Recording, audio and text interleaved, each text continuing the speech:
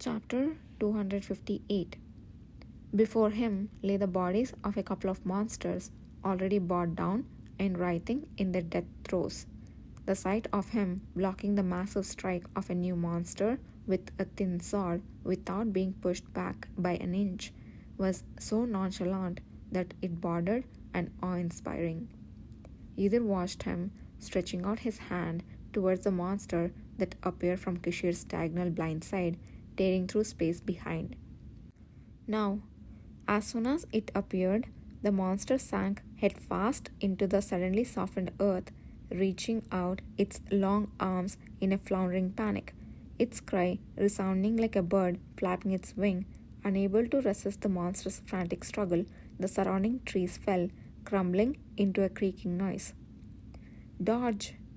The cries and screams of people trying to avoid the huge trees falling due to the monster echoed from all around. At about this time, Kishir, who had been fighting the monster and had just noticed the newly sunken monster, paused to look back at Yudhir. No words were exchanged, but his intention was clearly felt through the smile he revealed.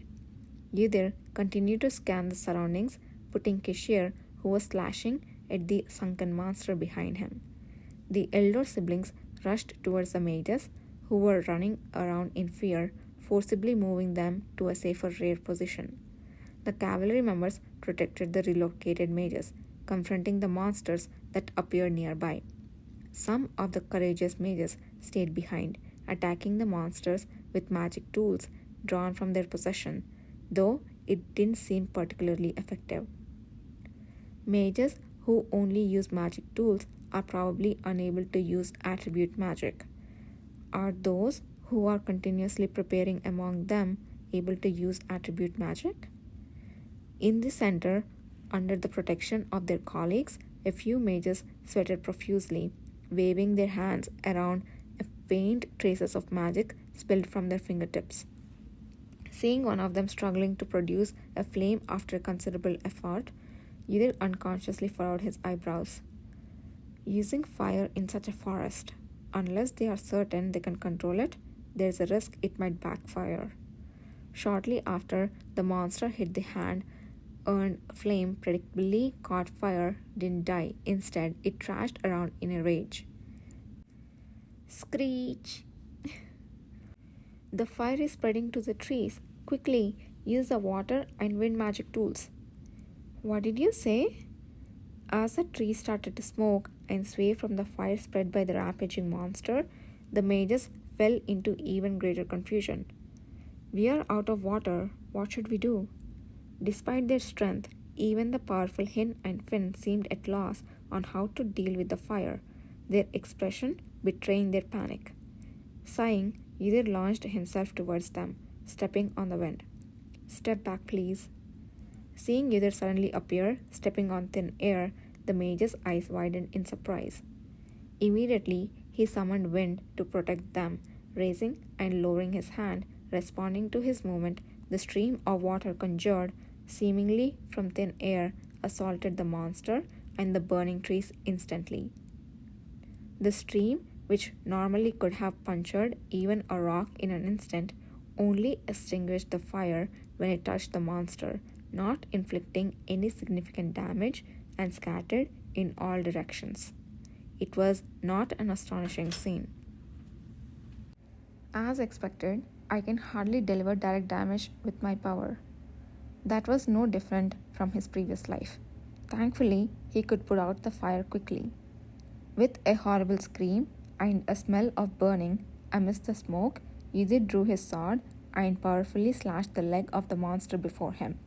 A rough sensation, like when scratching hard stone, and the intense excitement he hadn't felt in a while exploded in his hand. The monster's wail tore through his ears.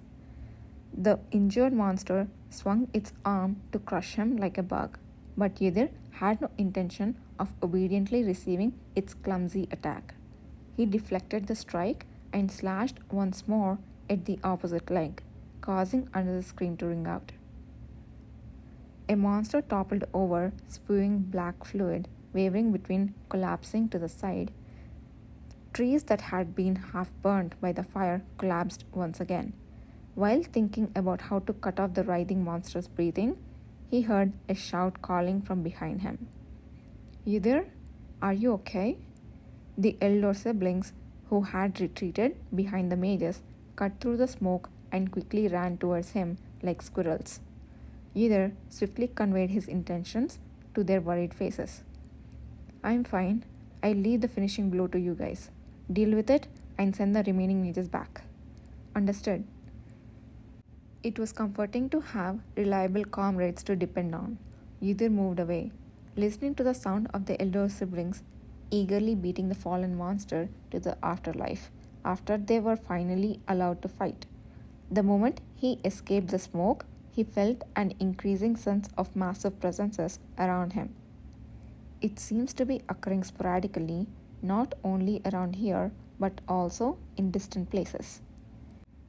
It must have been something to do with the crack I saw earlier.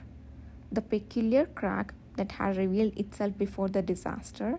He couldn't shake off the feeling that the monsters appearing rapidly after its disappearance was somehow connected. Everyone seems to be managing for now, but they are not defeating the monsters fast enough. We don't know how many more will appear, so we should clean up quickly and move. Just then, a bright blue aura flew past above Yudhir's head, piercing through something before disappearing. Following that, a monster about the size of a child fell from the tree, its body torn in half. It looked like it died the moment it had appeared, with its bat-like wings attached to its limbs not fully spread. Be careful. Yudhir bowed his head a little, feeling somewhat strange as he turned to Kishir, who had somehow gotten close to him. Thank you. When Kishir shook his hand once, the black fluid of the monster dripped from the end of his sword and stained the ground.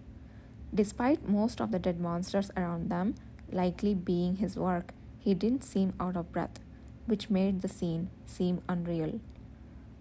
Currently, there is no problem handling them, but the speed at which these monsters are appearing is strange.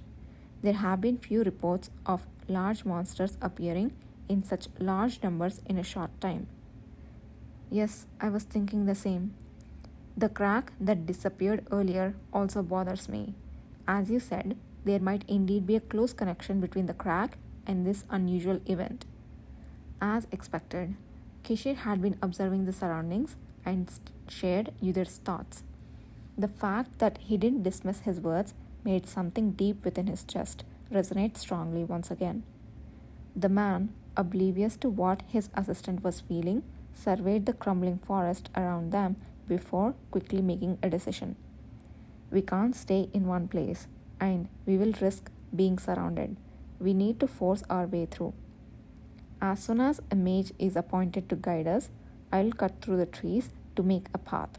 Then it will be my job to cut down anyone who blocks our way. Will you be alright? At Yudhir's question, Kishir wore a peculiar smile beneath his hat. Well, I think it's I who should be asking that. Pardon? Didn't you avoid mentioning that your powers didn't fully work against monsters because you didn't want to expose a potential weakness? Yudhir's eyes twitched for a moment. He had thought he was fairly good at fighting without revealing his weaknesses, thanks to the plentiful experiences from his past life. But he hadn't expected his secret to be discovered so soon. The fact that Kishir had accurately pinpointed and prodded at the something that even the elder siblings who had dealt with the final blow to the monsters on Yudhir's behalf multiple times seemed to be unaware of was incredibly shocking. How did you figure it out so quickly? I figured there must be a reason why my reckless assistant, who never hesitates to step forward, would yield only when it comes to monsters. I was certain of it when I saw you use water earlier. Indeed, revealing a weakness prematurely is not good.